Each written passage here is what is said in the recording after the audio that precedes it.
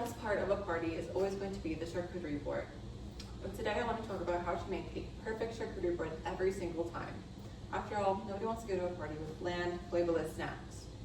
Today I'm going to go over these steps of making the perfect charcuterie board, which includes picking the best board, choosing the best meats and cheeses, as well as some extra techniques that can give your board an extra flair.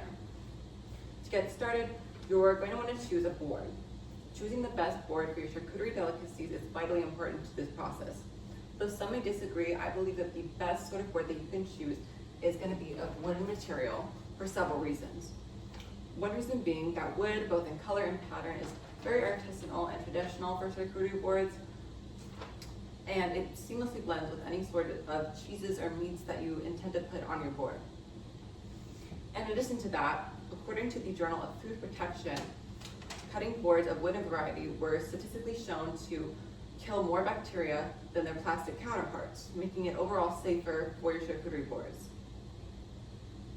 The size and shape of your charcuterie board is also very important for picking out your board, as something way too small can get eaten up super fast and be forgotten about, and something really large can be very intimidating for any sort of guests or people you're having over at your event. Despite all of this, the true key to making the best charcuterie board is going to be in your selection of food. Specifically, selecting your meats. The meat that you select should be plentiful in both variety as well as flavors. For something like salami, you'll want to stick to salami chubs, which are these logs that you cut into slices yourself over prepackaged slices, as these chubs are going to be much more flavorful and much more fresher due to the fact that they're freshly sliced. Some types of salami, however, are particularly spicier than others, so it's important to consider this when you're deciding on what you're going to pair with what, as a spicy cheese with a sweet cheese with a spicy salami might just completely clash.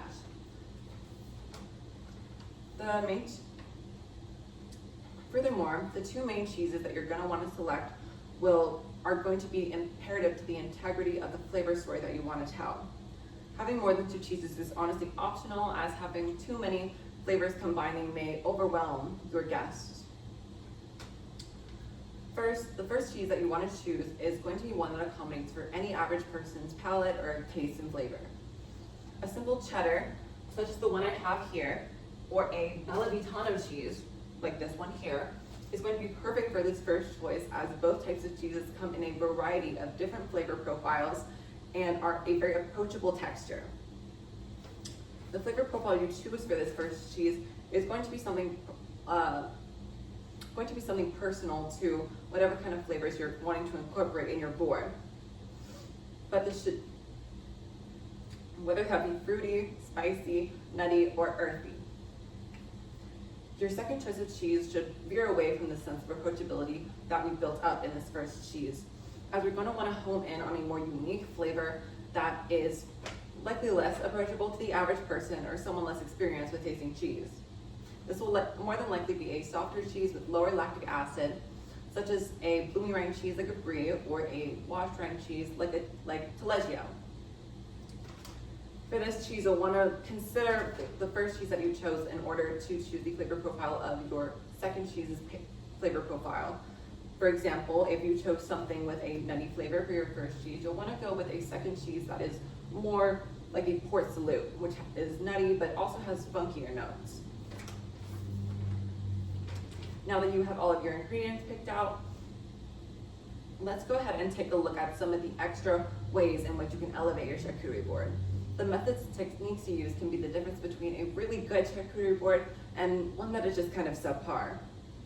According to the ebook from the creamery Cello Cheese, a staple of making charcuterie boards is going to be an anchor, which is most of the time a sort of dip or a snackable finger food that you place in a bowl-like dish in the center of your board. This allows for a sturdier center and a sense of options for your guests. But before you put any sort of foods items on your board, you're going to want to place some sort of garnish around your board with even space to create a sense of visual balance among your board. Your garnishes can include anything from something edible like grapes or sliced fruit, or something inedible like fake flower heads or pine cones, depending on what vibe you're going for. You'll be placing your meats and cheese around these, so you'll want to make sure you don't overcrowd your board with your garnishes. The placement of your meats and cheeses should be simple. Well, the placement of your cheese should be simple and easily accessible to the guests at your event. There are several ways to prepare a cheese, but traditionally what we're going to want to do is slice the cheese, cut the cheese into small and snackable sized slices that can be set overlapping one another. These slices should be accessible in both size and proportion, as it's important for your guests to not want to have one item overpower another on your board. The way you prepare your charcuterie meats works similarly. However, there are some additional methods we can use to give your board a little oomph. Of course, if we're talking about ham-like meats such as prosciutto or speck, what you can do is just fan them out one over the other around your cheese or your garnish. You're able to do the same with salami. However, if you're looking to add a bit of extra flourish, what you can do is place your salami slices around the rim of a wine glass and form it into the shape of a small rose head, just to give it a little something special. Lastly, you want to ensure that there are no gaps or spaces in your board, as you don't want somebody to look at it and think that they're picking from leftovers. Putting all of that aside though, the most important part of this process is going to be how you decide to express a piece of yourself in your charcuterie board.